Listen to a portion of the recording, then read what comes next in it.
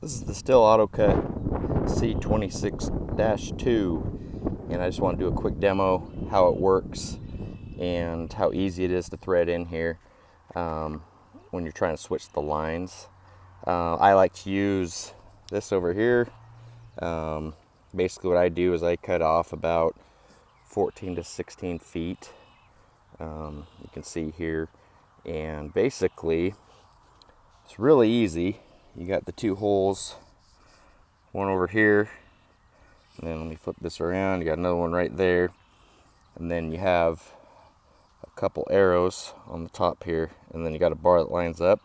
So when you're ready to load in the new string, you basically just line this up just like that, kind of pops in there.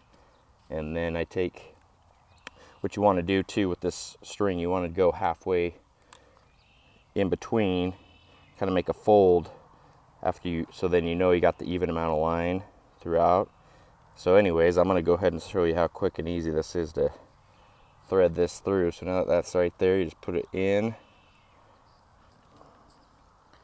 right there. There it goes, right through the outside. You just pull it all the way. Once that's there, you basically push down on this part, the spring inside, and you go clockwise and go like this, and it'll start winding all of the line into the head there. And it's really easy to do. I replaced mine a couple of years ago with this. I didn't like the way it fed out, and all you do is when you got the blades spinning, you just tap it on the ground and they come out real easy and smooth.